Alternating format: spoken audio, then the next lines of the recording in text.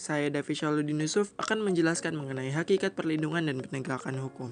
Sebelum itu, coba kalian bayangkan dalam sebuah negara tidak ada yang namanya aturan, tata tertib, dan juga undang-undang yang berlaku.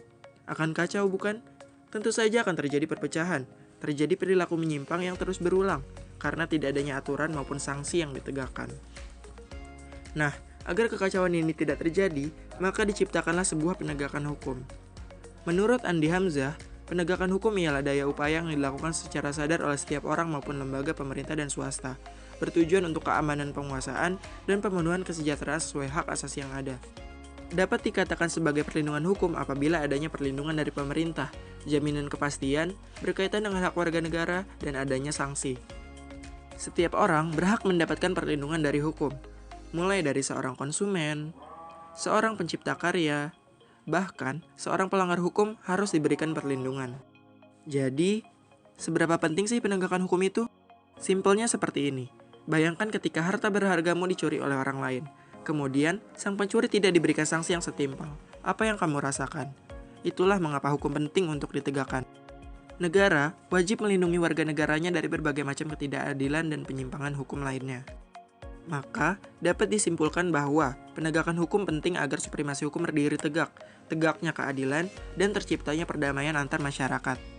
Selanjutnya, menurut Surjono Sukanto, ada beberapa faktor yang mempengaruhi tegaknya hukum. Yang pertama ialah hukumnya itu sendiri. Yang kedua, penegak hukum, yaitu pihak yang terlibat langsung dalam menegakkan hukum. Yang ketiga ialah masyarakat, lingkungan di mana hukum itu dijunjung. Yang keempat ialah sarana atau fasilitas yang mendukung. Dan yang terakhir ialah kebudayaan, yakni nilai-nilai yang mendasari hukum itu sendiri. B. Peran lembaga penegak hukum dalam menjamin keadilan dan kedamaian terbagi menjadi 1. Peran Kepolisian Republik Indonesia atau yang biasa disebut Polri. 2. Peran Kejaksaan Republik Indonesia. 3. Peran hakim sebagai pelaksana kekuasaan kehakiman. 4. Peran advokat dalam penegak hukum. 5. Peran Komisi Pemberantasan Korupsi atau yang biasa disebut KPK. 1. Peran Kepolisian Republik Indonesia. Kepolisian Republik Indonesia atau biasa disebut Polri merupakan lembaga negara yang berperan dalam memelihara keamanan dan ketertiban masyarakat, menegakkan hukum, serta memberikan perlindungan, pengayoman, dan pelayanan kepada masyarakat yang bertujuan agar terpeliharanya keamanan dalam negeri. Kewenangan Polri diatur di dalam KUHP Pasal 16 Undang-Undang Republik Indonesia Nomor 2 Tahun 2002. Kewenangan Polri. 1. Melakukan penangkapan, penahanan, penggeledahan, dan penyitaan. 2. Mengadakan penyidikan. 3. Menyuruh berhenti orang yang dicurigai dan menanyakan serta memeriksa tanda pengenal diri. 4. Mendatangkan orang ahli yang diperlukan dalam hubungannya dengan pemeriksaan perkara. 5. Menyerahkan berkas perkara kepada penuntut umum. 2. Peran Kejaksaan Republik Indonesia. Kejaksaan Republik Indonesia adalah lembaga negara yang melaksanakan kekuasaan negara khususnya di bidang penuntutan. Keberadaan Kejaksaan Republik Indonesia diatur dalam Undang-Undang Republik Indonesia Nomor 16 Tahun 2004. Lembaga Kejaksaan Indonesia memiliki 3 tingkatan, yaitu 1. Kejaksaan Agung yang berada di tingkat pusat. 2. Kejaksaan Tinggi yang berada di tingkat provinsi. 3. Kejaksaan Negeri yang berada di tingkat kabupaten atau kota. Tugas dan wewenang kejaksaan dikelompokkan menjadi 3 bidang, yaitu 1. Di bidang pidana. 2. Di bidang perdata dan tata usaha. 3. Dalam bidang ketertiban dan ketentraman umum. 1. Di bidang pidana. 1. Melakukan penuntutan. 2. Melaksanakan penetapan hakim dan putusan pengadilan yang telah memperoleh kekuatan hukum tetap. 3. Melakukan pengawasan terhadap pelaksanaan keputusan pidana bersyarat, putusan pidana pengawasan, dan keputusan lepas bersyarat. 4. Melakukan penyidikan terhadap tindak pidana tertentu berdasarkan undang-undang. 2. Di bidang perdata dan tata usaha, kejaksaan dengan kuasa khusus dapat bertindak baik di dalam maupun di luar pengadilan untuk dan atas nama negara atau pemerintah. 3. Dalam bidang ketertiban dan ketentraman umum. 1. Peningkatan kesadaran hukum masyarakat. 2. Pengamanan kebijakan penegak hukum. 3. Peredaran barang cetakan. 4. Pengawasan aliran kepercayaan yang dapat membahayakan masyarakat dan negara. 5. Pencegahan penyalahgunaan atau penodaan agama. 6. Penelitian dan pengembangan hukum serta statistik kriminal. 3. Peran hakim sebagai pelaksana kekuasaan kehakiman. Di Indonesia, perwujudan kekuasaan kehakiman diatur sepenuhnya dalam Undang-Undang RI Nomor 48 Tahun 2009 tentang Kekuasaan Kehakiman, yang merupakan penyempurnaan dari Undang-Undang RI Nomor 4 Tahun 2004 tentang Kekuasaan Kehakiman. Kekuasaan kehakiman yang diselenggarakan oleh lembaga-lembaga tersebut dilaksanakan oleh hakim. Hakim adalah pejabat peradilan negara yang diberi wewenang oleh undang-undang untuk mengadili. Mengadili merupakan serangkaian tindakan hakim untuk menerima, memeriksa, dan memutuskan perkara hukum berdasarkan asas bebas, jujur, dan tidak memihak di sebuah sidang pengadilan berdasarkan ketentuan perundang-undangan. Apabila hakim mendapatkan pengaruh dari pihak lain dalam memutuskan perkara, cenderung keputusan hakim itu tidak adil, yang pada akhirnya akan meresahkan masyarakat, serta wibawa hukum dan hakim akan pudar. Menurut ketentuan Undang-Undang RI Nomor 48 Tahun 2009 tentang Kekuasaan Kehakiman, hakim berdasarkan jenis lembaga peradilannya dapat diklasifikasikan menjadi 3 kelompok berikut. A. Hakim pada Mahkamah Agung yang disebut dengan Hakim Agung. B. Hakim pada badan peradilan yang berada di bawah Mahkamah Agung, yaitu dalam lingkungan peradilan umum, lingkungan peradilan agama, lingkungan peradilan militer, lingkungan peradilan tata usaha negara, dan hakim pada pengadilan khusus yang berada dalam lingkungan peradilan tersebut. C. Hakim pada Mahkamah Konstitusi yang disebut dengan Hakim Konstitusi. Peran advokat dalam penegakan hukum. Advokat adalah orang yang berprofesi memberi jasa hukum, baik di dalam maupun di luar pengadilan. Jasa hukum yang diberikan berupa memberikan konsultasi hukum, bantuan hukum, menjalankan kekuasaan, mewakili, membela, mendampingi, dan melakukan tindakan hukum. Melalui jasa hukum yang diberikan, advokat menjalankan tugas profesi demi tegaknya keadilan berdasarkan hukum untuk kepentingan masyarakat pencari keadilan, termasuk usaha memberdayakan masyarakat dalam menyadari hak-hak fundamental mereka di depan hukum. Keberadaan advokat sebagai salah satu penegak hukum diatur dalam Undang-Undang RI Nomor 18 Tahun 2003 tentang advokat. Melalui UU ini, setiap orang yang memenuhi persyaratan dapat menjadi seorang advokat. Adapun tugas dari advokat secara khusus adalah membuat dan mengajukan gugatan, jawaban, tangkisan, sangkalan, memberi pembuktian mendesak, segera disidangkan atau diputuskan perkaranya, dan sebagainya. Di samping itu, pengacara bertugas membantu hakim dalam mencari kebenaran dan tidak boleh memutarbalikkan peristiwa demi kepentingan kliennya agar kliennya menang dan bebas. Oleh karena itu, sesuai Undang-Undang RI Nomor 18 Tahun 2003, seorang advokat mempunyai hak dan kewajiban yang dilindungi oleh undang-undang. Yang kelima, peran Komisi Pemberantasan Hakim atau KPK. KPK atau Komisi Pemberantasan Korupsi adalah sebuah komisi yang dibentuk pada tahun 2003 berdasarkan Undang-Undang RI Nomor 30 Tahun 2002 tentang Komisi Pemberantasan Tindak Pidana Korupsi. Tujuan dibentuknya KPK adalah untuk mengatasi, menanggulangi, dan memberantas korupsi. Untuk mencapai tujuan tersebut, KPK mempunyai tugas sebagai berikut. A. Koordinasi dengan instansi yang berwenang melakukan pemberantasan tindak pidana korupsi. B. Supervisi terhadap instansi yang berwenang melakukan pemberantasan tindak pidana korupsi. C. Melakukan penyelidikan, penyidikan, dan penuntutan terhadap tindak pidana korupsi. D. Melakukan tindakan-tindakan pencegahan tindak pidana korupsi. E. Melakukan monitor terhadap penyelenggaraan pemerintahan negara yang berada dalam lingkungan peradilan tersebut. C. Hakim pada Mahkamah Konstitusi yang disebut dengan hakim konstitusi. Peran advokat dalam penegakan hukum.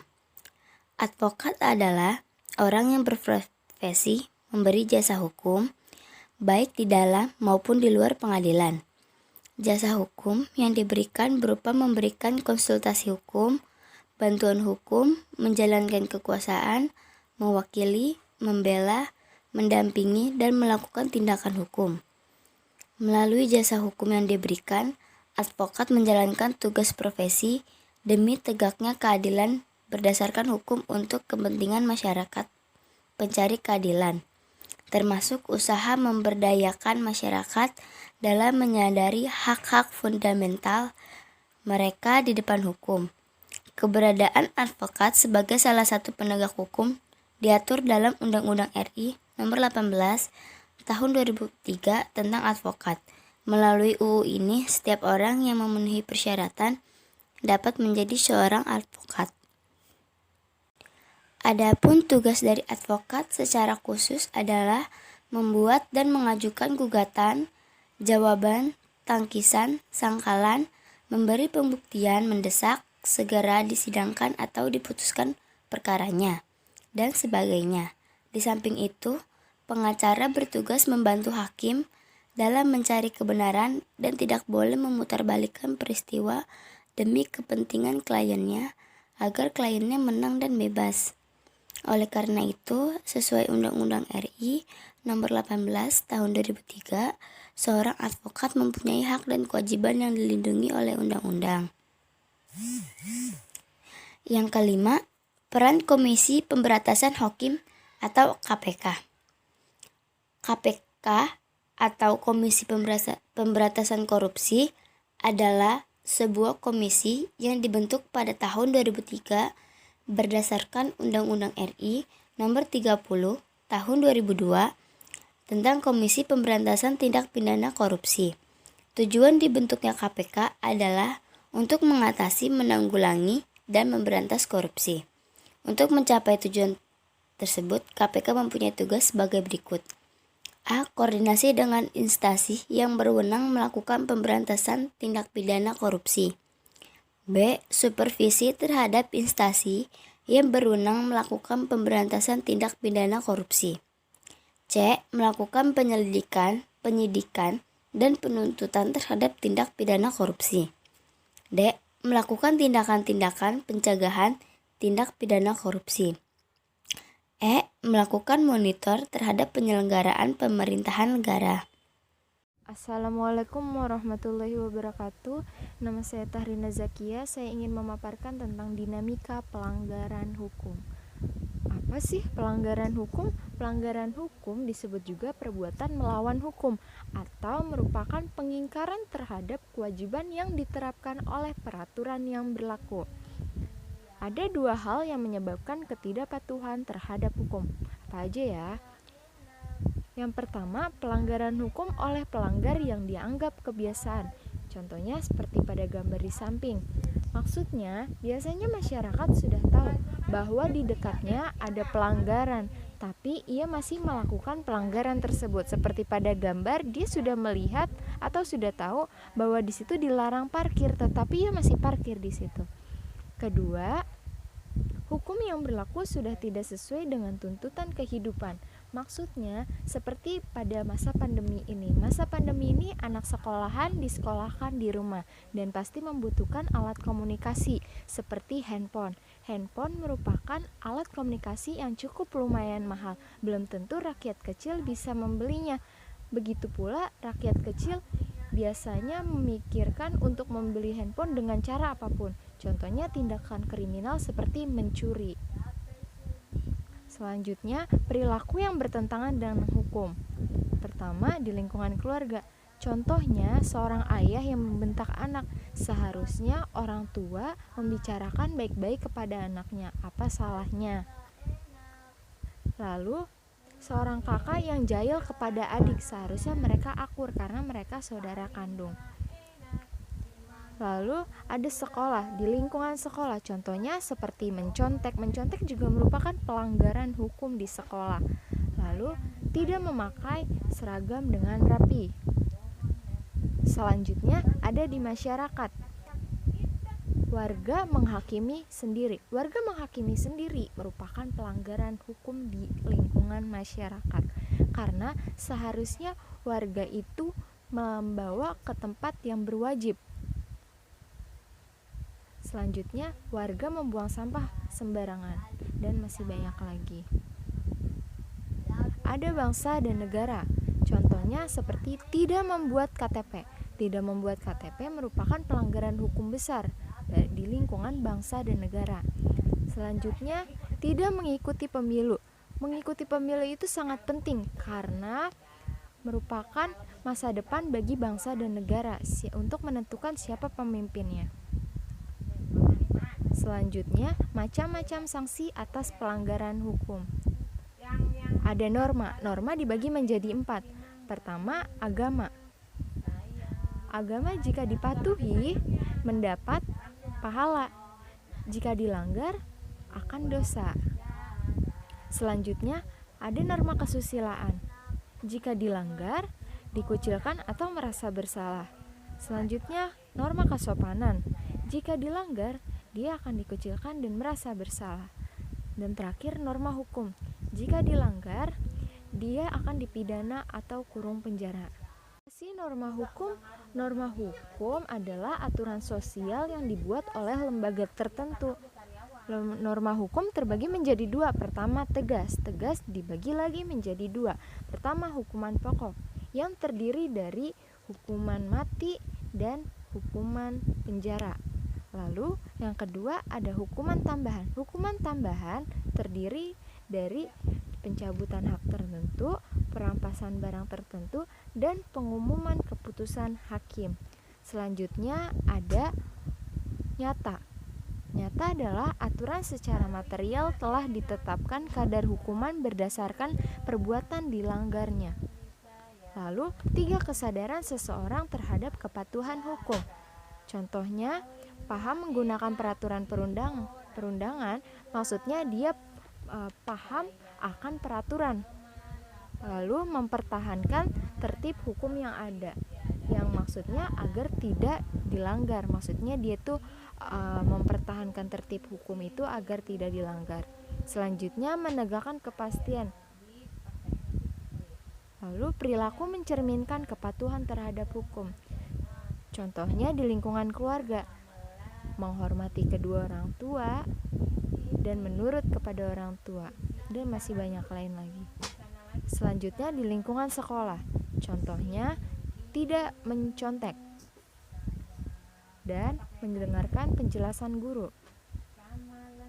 Selanjutnya lingkungan masyarakat, contohnya bergotong royong di lingkungan masyarakat dan menghargai sesama di lingkungan masyarakat, dan masih banyak lainnya.